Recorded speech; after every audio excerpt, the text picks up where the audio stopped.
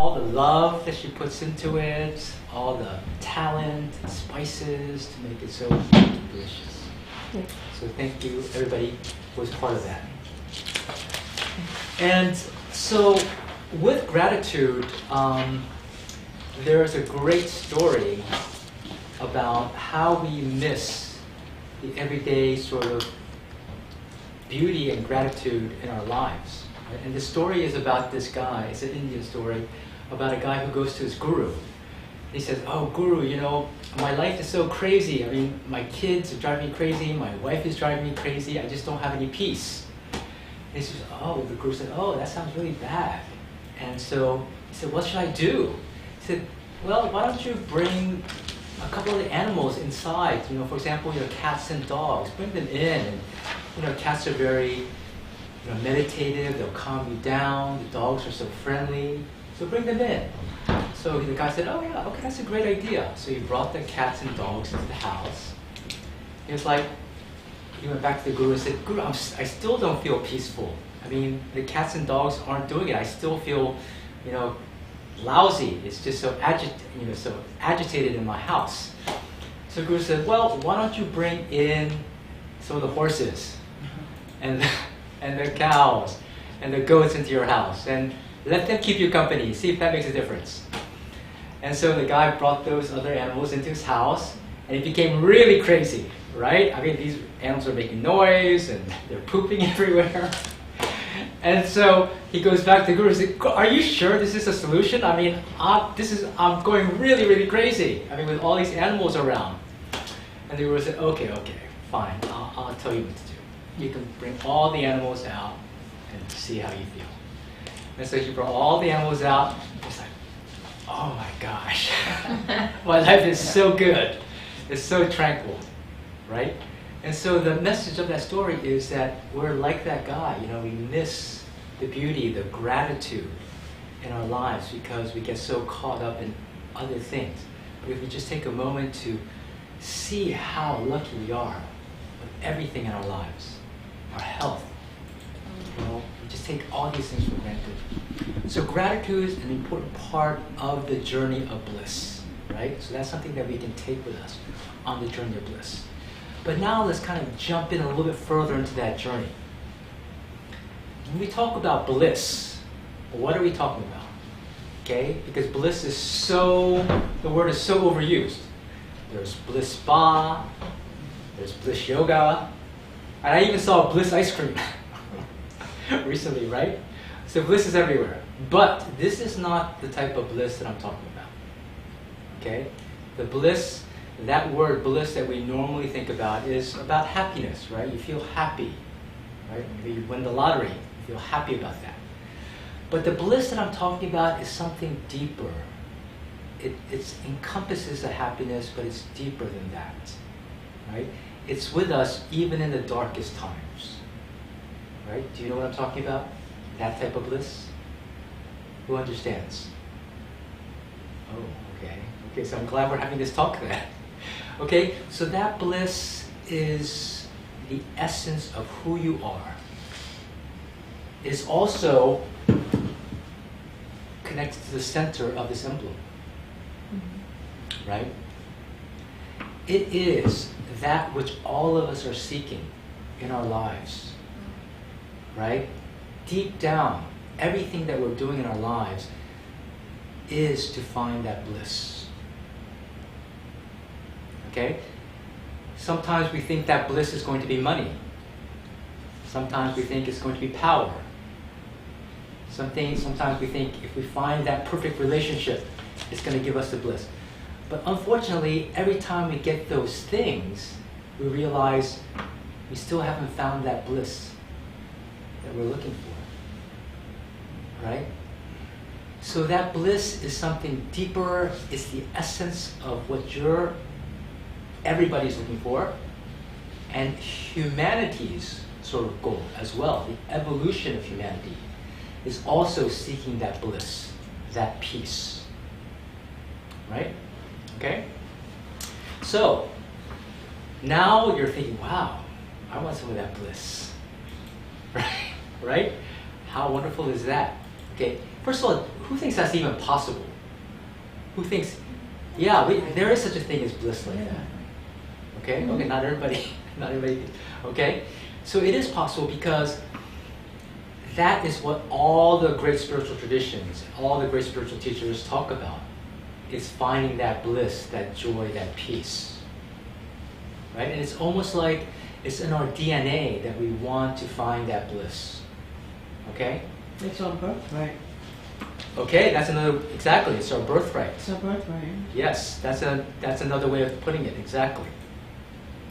So if we think about the journey of bliss as climbing the mountain, okay, so let's say there's the mountain of bliss, right? And so let's imagine or use a metaphor of climbing that mountain to reach the peak of bliss, okay? So if we're going to climb that mountain, okay, it's not easy to do, right? It's like, it seems like Mount Everest maybe. It's difficult, it's not easy, okay? And unfortunately, many people don't even start the climb up the mountain, right? And actually you guys are all lucky because you being here means that you've already started that climb to whatever extent. But you know probably of many people that have no idea that there is a mountain to climb, right? They're all just like in the valley, they're stuck in the valley, and they don't even know that there's a mountain to climb. And you know, unfortunately, that's very, very common because why? Because we get stuck in many, many distractions. In many, many distractions. I mean, addictions, huge distraction in our society, right? Also money, power, sex, right? So many distractions that people just don't even think about climbing this mountain of bliss. But then some people are fortunate to see like, oh wow, there is something that I need to seek or I need to experience. And so they begin to climb up the mountain, right? So, but before you start the climb though, like if you were going to climb Mount Everest, you have to prepare. You need to get your supplies. What do you think are the things that are necessary to have in order to climb this metaphorical mountain? Anybody? Well, I have a question. Yeah. I don't know. Does it have to be a mountain to climb? Can you be in the valley and find bliss another way? Okay. Facing a mountain to climb makes it feel like, oh my God, daunting work. When if it's our birthright, maybe there's just a grace and ease and flow into bliss. Okay. As opposed to facing this huge obstacle. That's an interesting idea. Maybe so we'll the keep mountain we climb is not the mountain as a physical object, but a mountain of intangible other things in our lives that we have to move, that we can move easily. Exactly. So when I talk about the mountain, I'm not talking about necessarily just a physical mountain. It could be emotional mountain. It could be okay, that wasn't clear. Yes, Can I add something to this? Yes. There are no shortcuts to karma, in other words. That's the sense of the mountain. Mm-hmm. There you go. Which means that you have to. This is a path for heroes, and you have to be brave because you have to win yourself. Exactly. Thank you. And that is, people these days want everything instant. Instant coffee, instant pizza, instant food, instant. Well, this doesn't come with a magic wand. No. You need to fight the fight. Let's say, like the Bhagavad Gita Arjuna, you need to fight the fight. Exactly. That's the spiritual path. That's the four yogas. That's the meditation techniques and spiritual practice. Thank you, Raman. Yeah, that's a very good point. What he made, there's no shortcut, there's no pill, there's no easy way, right? So I think we all agree upon that. So some of the things that would be helpful on this journey, number one, a guide. right? So when we go on a spiritual journey, a guide would be very helpful. Going up a mountain, if you have a guide, that would be very helpful, so you don't get lost in the woods, right? A couple other things that would be helpful are, for example, having a path, right? So having a specific path to go up the, trail. So that would be finding a way, sort of a practice that you can relate to, whether it's yoga or whether it's a particular religion or maybe even Taoism or nature, but some path. And that's an important point because people can be like, oh, let me try a little bit of this and a little bit of that, but then they end up kind of going around in circles instead of going deeply within. Right? So a path is very important. Also a sense of ethics. Okay, so a grounding in ethics of caring for people, having a positive attitude towards life, having the idea of yama and niyama in yoga, of doing no harm. So having that kind of basic gear. Good health is also actually very valuable and helpful. And this is why in yoga, training the body, these asanas and everything, is to help to prepare the body to be stronger for this kind of metaphorical climb. Now, it's not to say that if you're unhealthy, you can't make the climb, right? But having good health is certainly an asset. Why? Because just as it is hard to climb up the mountain, the sort of strenuous, as Raman said, being courageous, being strong, being in the battle, you have health that's very helpful, right? Also, the other good thing is to have the basics. So basics, what I mean is food, shelter, clothing. In the olden times, the monks and the nuns, they would have people giving donations to do their spiritual practice. But unfortunately, nowadays, in modern days, we don't have people coming up to you and say, oh, you're on a spiritual path, let me give you a donation, right? So in modern times, you have to have some sort of support for yourself in some way to make that journey. And finally, also, having a group or sangha is very, very helpful. Other people that you can connect to, that can support you and say, oh, you're having difficulty, we understand, don't worry, it's going to get better, so forth and so on. And a couple of other things. Faith, very, very important, because when you're climbing up that mountain, you're going to be tested. And there's going to be times in which you just feel like it's not worth it, why am I on this mountain, etc., etc. Having faith is really key. And the last thing I would emphasize is having passion. Passion to make that climb. Because if you don't have the passion, if this search for bliss isn't something really, really essential to you, that's like burning, like a sort of a burning question, you won't have the gas to make it up the mountain.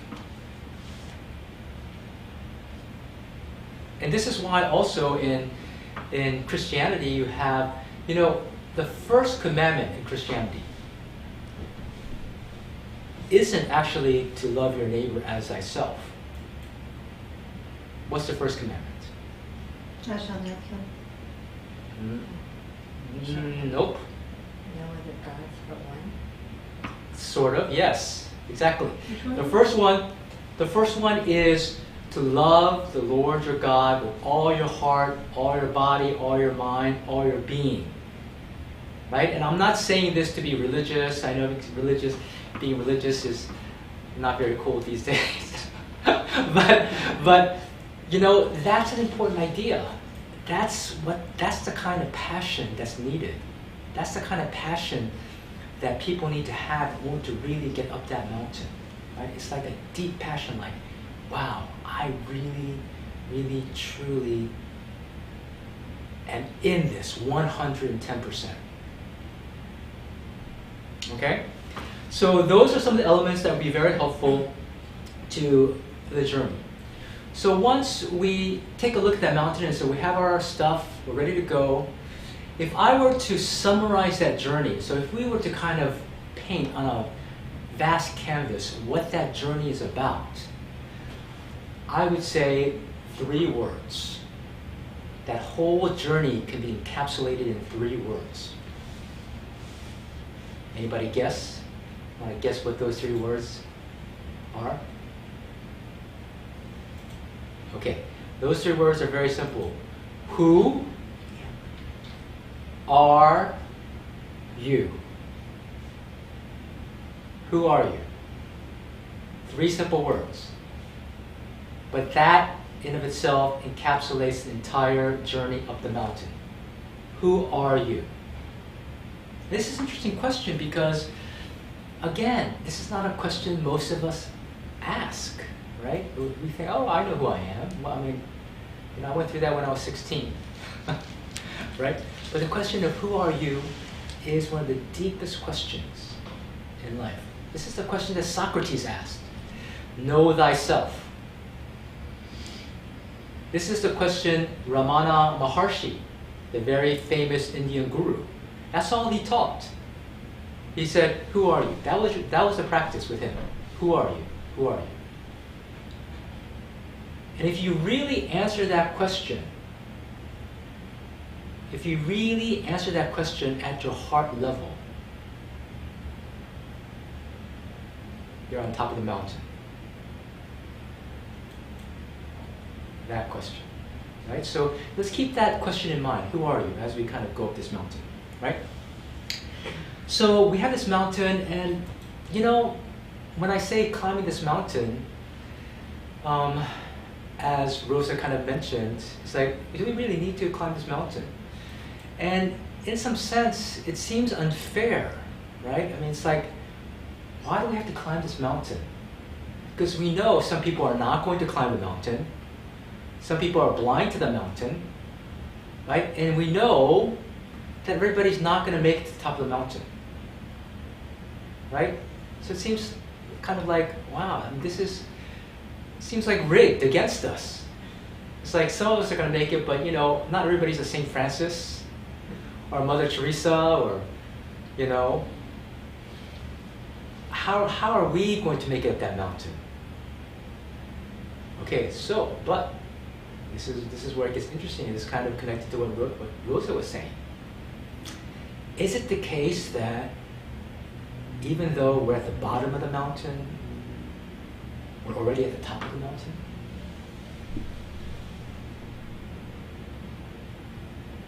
It seems like we're kind of getting into quantum physics here. Mysterious. Right? So in quantum physics, right, you have this idea that a particle could be in, I think it's an electron could be in 2 places at one time. Right? Is it possible that even though we're at the bottom of the mountain, we're already at the top of the mountain? Who thinks that's possible? Okay, wow, good. 2. Excellent. Yeah, 2 Einsteins here. Okay, yes, so we'll come back to that question later because that's a very interesting question. It seems sort of paradoxical, but we'll come back to that. Okay, so when we climb the mountain and we start, going up the mountain, it's very pleasant, right? It's like going to a weekend retreat at ashram, like here, right? It's so nice, you meet people and you're like, hi, and you hug each other and you do some meditation and mantra practice. You have delicious food, right? And so the beginning of the mountain is great, right? You're like, it feels good, right? But then, if you keep on, and some people stop at that point. They're like, they go to these weekend, workshops and everything, but then the problem is with that is that after you leave the workshop, you find, have I really progressed? Where's my life? And you find that you haven't really progressed. So for people that are more serious, you continue to climb up that mountain. So when you start climbing that mountain, then suddenly you have weather changes. It might get cold, it starts raining, right? And that rain is symbolic of purification. So going up the mountain you'll find these challenges, and these challenges could be health challenges, it could be emotional challenges, right? But these challenges have also an element of a gift within them. The rain, even though it's kind of gets your all hair wet that you've worked on to look beautiful, right? The rain also washes away some of our bad habits, bad karma, etc. And I'll give you an interesting story about this. When I was about 22, I decided to go to a Zen monastery. Okay, so this was after I graduated from college. I did my senior honors paper on Zen and the Gospels. I was very much into reading about Eastern spirituality. And I thought, wow, this is really important. At that age, I could see that there was this bliss, that there was something here that was really, really essential to who I am and to my journey. So I was like, I'm going to go to this Zen monastery. And this was when I was early 20s, 22. And I was so intent. And here's a guy, I mean, I dated and I had girlfriends and all this stuff growing up. But I was so intense, I was like, you know, I'm going to go up there, and if it means that I have to be celibate, so be it. I was willing to make that sacrifice. And for a young guy, that's a big sacrifice. So I was ready. I was like, okay, I'm going to do this. I'm going to go all out. So I get to the mountain. I get to this monastery, which is a gorgeous monastery, right? Upstate New York. Daibusatsu Zen Monastery. Daibusatsu. Great Bodhi, it means great Bodhisattva monastery. A Japanese Zen monastery. Gorgeous. Gorgeous. If any of you have a chance, you'll want to visit. Okay? So I go up there, and you know, it's a beautiful monastery, it's in the mountains, it's in the middle of nowhere. And it's like surrounded by a national park and forest. And I go up there, and I'm letting through my meditation and my Zen practice and everything. And once you know it, I met the most beautiful, gorgeous woman I've ever seen in my life at that point. This is honest truth.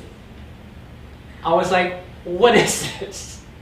So I escaped the city, I escaped everything to go to this monastery, even, you know, celibacy and everything, ready. And I meet this amazingly gorgeous woman in the middle of nowhere, in the middle of the mountains, right? I'm like, what is the story with this? And the story is, it was a learning, it was a test, right? It's like, it was telling me, jLTg, you know, growth doesn't mean necessarily giving up something, it's not escaping from something. You have to go through the challenge, right? You have to learn about it. And I thought, you know, it was very possible that I was going to become a monk. You know, that's how, you know, seriously involved in Zen I was. I thought, oh, I could become a monk.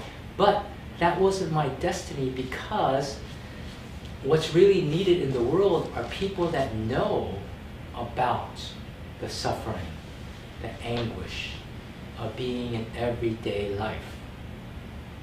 So being a celibate monk is great in many ways, but can a celibate monk talk to people about intimate issues? And these intimate issues are very, very important to people, right? So here I am on this mountain, I meet this gorgeous woman, and that's just an example of, we will be tested, you will be tested, we will meet these challenges, it will rain, it will pour, it might even snow, right? And we can get through it. So as we go up the mountain, right, we get through purification, and then we realize we have to practice. Practice, practice, practice, practice, right? That's the key. As Rahman mentioned, there is no shortcut, right? You need to do your tratak, okay? You need to do your, you know, pranayama, you need to do your meditation. And meditation, I have found, is really like, even I think, one of the well-known gurus mentioned meditation is the royal road. It's the royal road. So having some sort of meditation practice is so, so important, because meditation is that opportunity to settle the mind and there are very few things that help you to settle your mind. Right? This is why, people find so many different ways of trying to settle their minds, right? Drugs, power, whatever, so many other ways, but these other ways usually do not work. So meditation, whatever type of meditation, is really essential, okay? And so, as we go up the mountain, on any journey of the hero, right? So Joseph Campbell's kind of journey of the hero is a bit of the journey what we're talking about. It might even be the same journey, right? The journey of the hero, okay? Any kind of journey like this, you're gonna find dangers, right? When you're climbing the mountain, snakes, avalanche, all these dangers come up in life, right? And I'm sure all of you have faced some dangers. Car accidents, right? Being on a detour because we get pulled by X, Y, or Z. But guess what the greatest danger of going up the mountain is? Can anybody guess what the greatest danger is?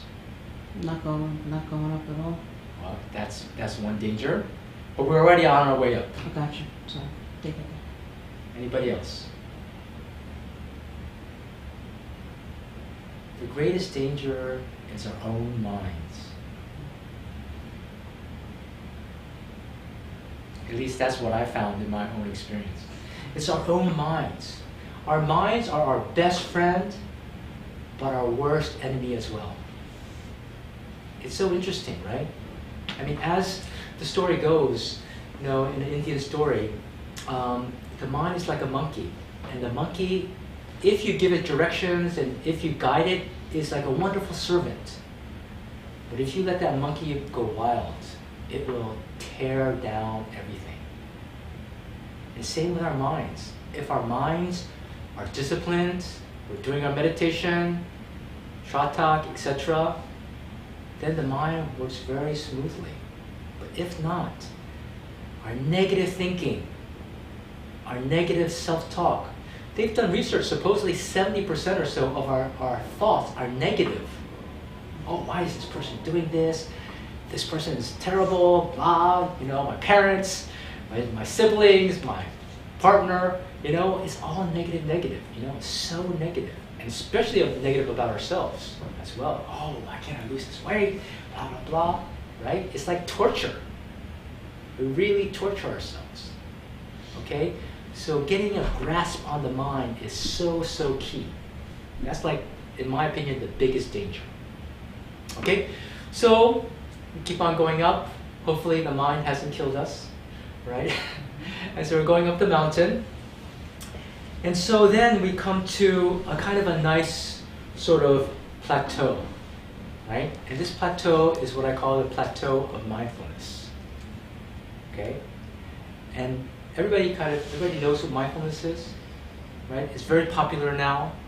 It's being able to, it's actually, I feel, pretty much akin to the fourth level of consciousness in Hindu philosophy, and that's the witness consciousness. It's being able to step back and be aware of your thoughts, your emotions, your bodily sensations, right? But the interesting thing I want to mention about this, and it's a very powerful technique, because the reason why mindfulness is so important and also becoming so popular in psychology, all these psychotherapists now practice mindfulness, right? Mindfulness, very, very important because it allows you a little breath from your mind.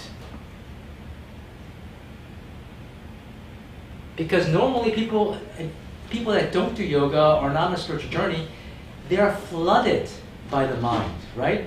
So suddenly you practice mindfulness and you're able to step back and have a breath of like, oh my gosh, I'm not my thoughts.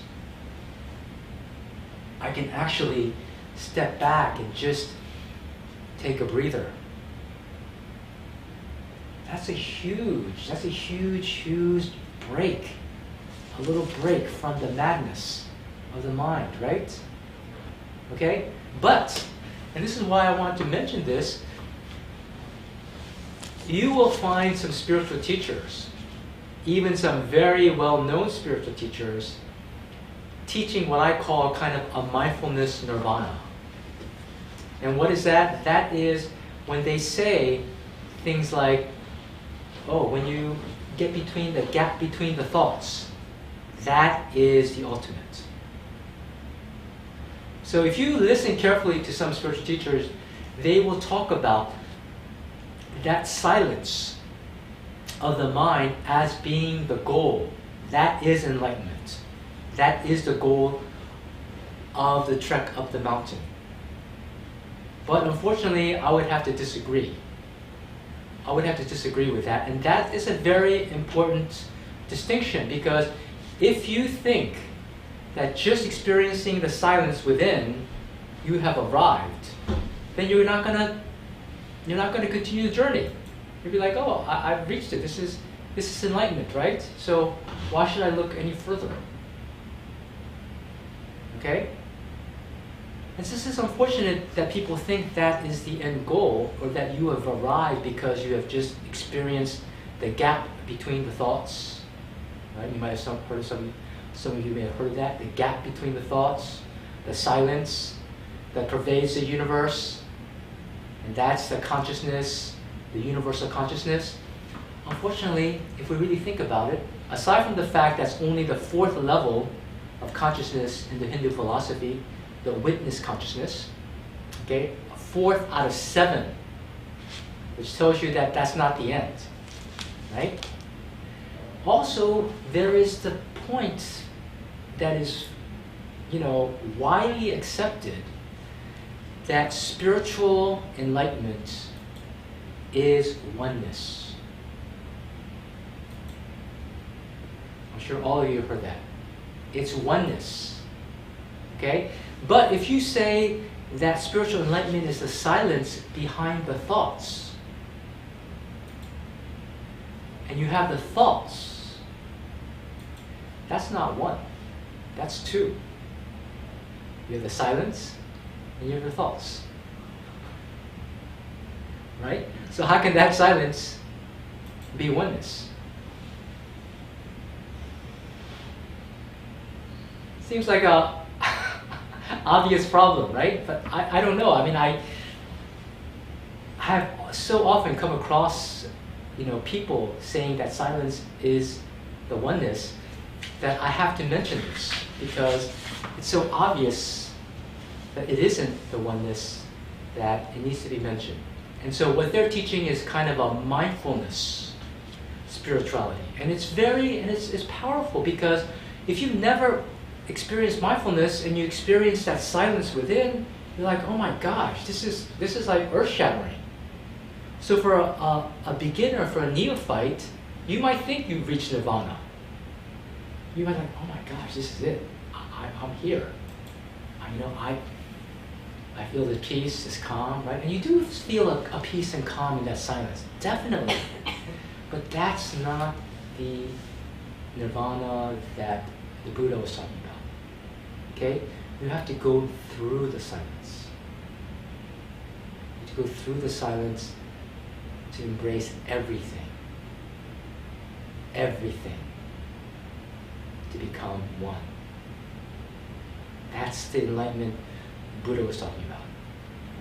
And that mindfulness silence that some teachers talk about, that's relatively easy.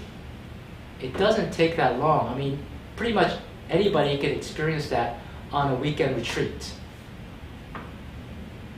But do you think that's what the Buddha was talking about when he spent years and years and years of meditating, almost dying from starvation to find the truth? Is that what the Buddha discovered? The silence behind the thoughts? Okay, I don't think so. Right? I think it's something a little bit more significant than that. That is significant. Mindfulness is significant, but that's not what the Buddha almost died to discover. So if you find mindfulness and you experience that, there's still ways to go. Okay? So when we go up the mountain, you may also come across the idea of Kundalini. Right? There's Kundalini yoga, okay, the Kundalini process. Some people, now just in case not everybody might know what Kundalini is, it's that basic sacred energy at the base of your spine. Right? It's called Primordial Energy sometimes. And when it's opened, that energy rises up through the 7 chakras, up to the crown. Okay, now why is that process important? Well, that process of transformation, okay, is essential because as the energy goes up, that is a spiritual, mental, physical development. So the interesting thing about that is spiritual development is not only a mental thing, it's also actually a physical change, an energetic change in the body. Right? That's interesting. It's a physical, energetic, and I would add a brain structure change. Your brain actually lights up in a way. Okay? And this is why, you're seeing pictures of holy people, they have this kind of aura around their head, right? Why is that? Right? I mean, you see it in Indian paintings or Western paintings, right? That's the energy. That glow, right? Some people have a glow. What is that glow? Okay? So we need to cultivate that energy. And this is another reason why health, having good health, is very beneficial, because that health contributes to the opening. I'm not going to say all the time that it's absolutely essential, but it's helpful, right? And when it naturally, so you do your practice, you do your meditation, you're on your journey, the Kundalini naturally arises. Okay, and some people try to force that process, right, through particular practices. But personally, I would advise against that, because the Kundalini naturally arises when the person is ready. And when you're ready, the opening through the central channel, the Sushumna, is a natural process. But when you're not ready and you try to do it artificially or try to force the process, then it can create a lot of problems. Right? There's a famous spiritual teacher, Gopi Krishna. He wrote about his Kundalini opening and how it almost killed him because he was not ready and it just accidentally opened, and they warn about that. They say, if you are not ready and you force the Kundalini to open up, it's possible to go crazy. That's how serious it is. So this is part of the journey that's not necessarily always safe. Okay, there are dangers involved in the spiritual journey. Okay, so that's Kundalini. Also, as you're going up the mountain, you may develop psychic powers. Right? Suddenly you may develop this ability to feel or sense the aura, or etc. Read people's minds. Okay? But a warning against that. And this is very tempting when you start to develop these kind of abilities, to not become seduced by them. Right? Has anybody experienced any kind of psychic ability in your spiritual journey? Okay, those are right. I thought you would. I thought you would. I thought you would raise your hand. Yeah, my hand was up. Yes. Anybody else? Okay. No. Right, yes. Okay.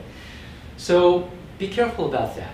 I mean, it's great and it's interesting, but the advice among spiritual teachers, the great spiritual teachers, is not to get seduced by that, but keep going up the journey. Because... Explain the seduction part. Yes, the seduction part is, that's when you have those psychic powers and you want to use that, it can also feed into the ego. suddenly you want to use that power for example, self-gain. Self-gain. What's interesting is I never called it a power. Yeah. When it all came to the forefront. Yes. I had it since childhood. Right. Others kept saying I was powerful. I shied away from the word. I wasn't comfortable with the word power. Yes. Because to me it's a gift to Yes. use for the good. Right. So that's why I'm asking your interpretation of power and seduction.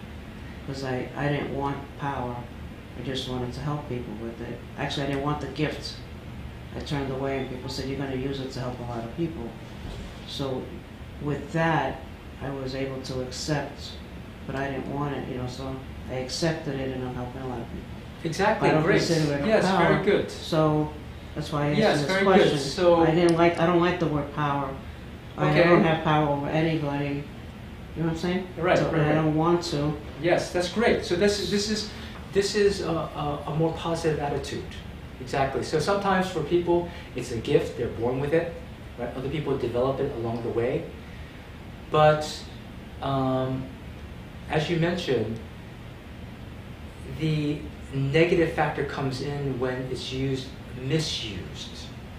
Okay, if you use the power in a helpful, compassionate way, that's very different from using it to take advantage of people, to have power over people. And I'm sure all of us know stories about how powerful teachers have misused their power. Right? That's very, very old, ancient story. Right? So I just mentioned that as kind of a warning on the journey. And then finally, we also get to the dark night of the soul. Right? So this is when you've really gone up the mountain, you're getting up higher and higher, but then you come to a point in which maybe you're exhausted, maybe you're tired, maybe you don't want to go on any further, right? And maybe there's no light in sight, right? So St. John the Cross wrote about the dark night of the soul, okay? But this is a time in which we have to tap into that courage that Ramon mentioned, right? That courage. And also I might add, that this is, I want to bring this in because this is also beautiful. You know Don Quixote, right? Written by Cervantes, right? The famous Spanish writer, novelist, right? One of the greatest writers of all time. A tribute to our Spanish friends here, right? So that book, Don Quixote, is considered by some to be the greatest novel ever written. And interestingly, and I didn't know this, that is the book that's been translated the most after the Bible. Did you know that? Yeah, that book. Okay? So, Don Quixote, right? If you saw The Man of La Mancha, right, you know that song, right? To dream the impossible dream, right? To fight the unbeatable foe, to bear unbearable sorrow, to run where the brave dare not go, right? That type of passion, right? That type of passion to keep going, to march through hell for a heavenly cause, right? That, if you have that passion, you will get through the dark night of the soul. What is it called? Dark night of the soul. Dark. And I might add, interestingly enough, that Don Quixote, right, that story, I mean, I'm not an expert in that story, but it always seemed to me that Pancho Sanchez, his partner, really represents our ego.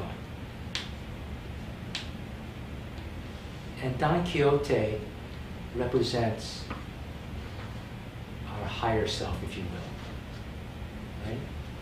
But how is that the case? How is that the case that Don Quixote would be our higher self, our enlightened self? Because in the story, Don Quixote is crazy. Right? He's kind of like a madman. Right? How can that craziness be connected to saintliness or to enlightenment or to nirvana? And the reason is the final part of our journey up the mountain. And now we're at the gate. We're at the gate of nirvana, heaven, enlightenment, what have you. So we've gone up the mountain, you've made it, and you're at the gate. And you're about to go through the gate. Congratulations. Okay? So we're at the gate, just like Dante was at the gate. Everybody knows the Divine Comedy? Right? Know that, right? Divine Comedy, everybody knows that? The very famous story. Well, Dante, in the story, is led by Virgil, who represents reason, through hell and up to the gates of heaven. Okay? In this story. But when he gets to the gate of heaven, in order to get to heaven, though, he has to leave reason behind.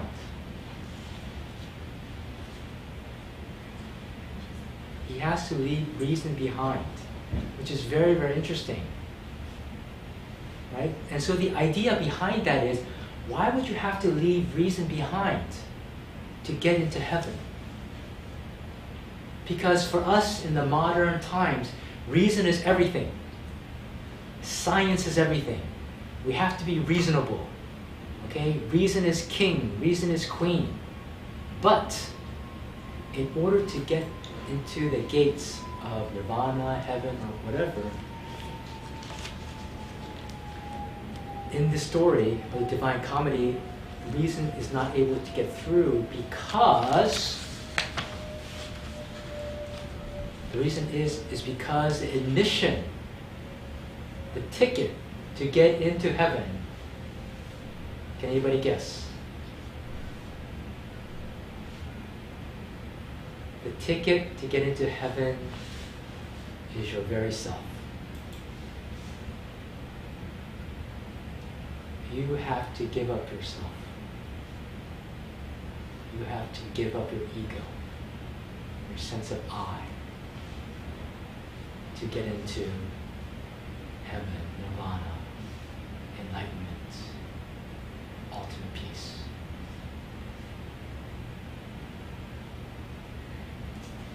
And that's a steep price to pay. Right? Now, when I say you have to give up yourself, some people talk about destroying the ego. Destroying yourself. Okay? I don't like to put it in those negative terms. I like to think about it as more as transcending yourself. But in that process of transcending your ego, what happens is really, in a sense, the ego dies. Okay? The ego dies. But really, if we look at it from another perspective, it's not that the ego dies. It's that the ego was never real from the start.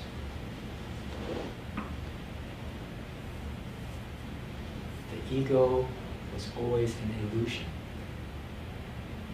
But we always felt that the ego was real. And this is the illusion that 99.9% of the world is involved in. The illusion of I, mine, what I want, I, right? And it's that I reality that is creating the global warming, global economic inequality, the wars. It's this I. And this is why the journey up the mountain is so essential, because we will never, ever, ever be able to solve these deep, pressing problems until we recognize that I am you and you are me.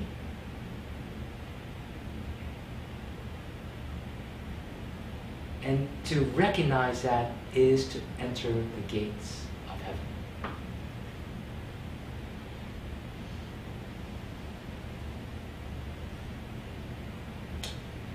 So once you get through the gates of heaven, then you found that peace, that joy that you've been looking for all your life. That thing that all of humanity has been searching for millennia. That's encoded in our DNA. We are literally pushed and shoved into that journey. Because until we find that, there's always a gnawing sense of hunger. There's always something that's missing. There's always that hunger, there's always that thirst that can never ever be satisfied by anything else. But once you find that, you're full, content, your thirst has been quenched, and you find that peace has surpassed all understanding, all reason.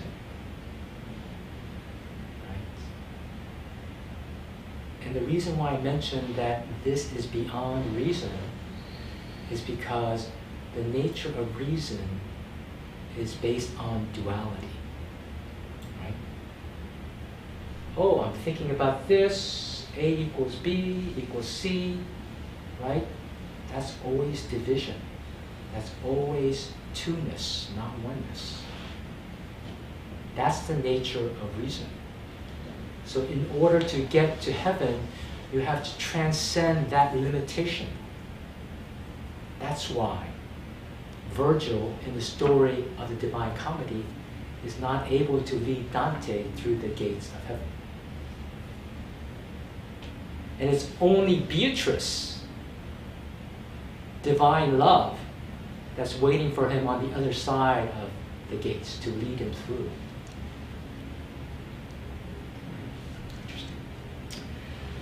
So, and then, but now let's come back to that original question. So for the people at the bottom of the mountain,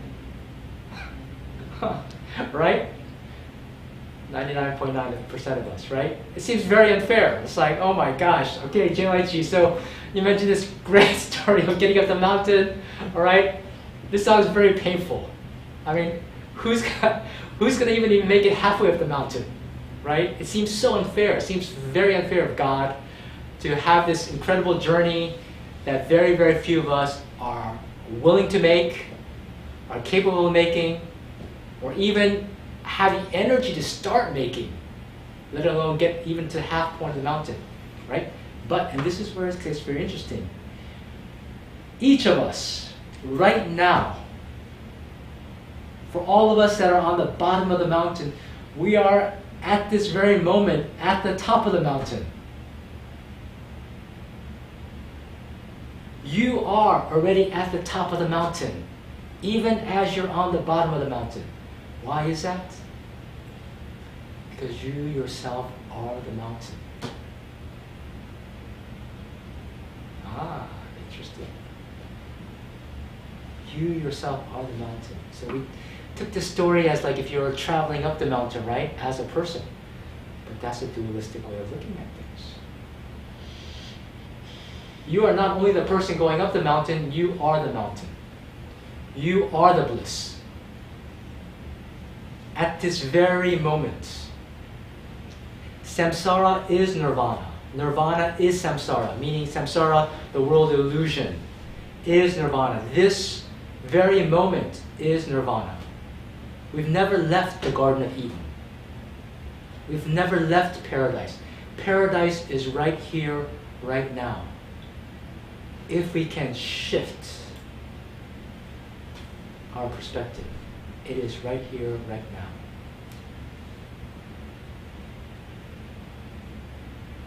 So then we see, oh, okay, it's not so unfair we're at the bottom of the mountain, because we are the mountain. And so I leave you with this final little a bit of poetry from T.S. Eliot, from his 4 quartets. And this really kind of encapsulates everything that we talked about today. Okay, this brief little bit of poetry. And T.S. Eliot wrote, "We shall not cease from our exploration, And the end of all our exploring will be to arrive where we started and know the place for the first time.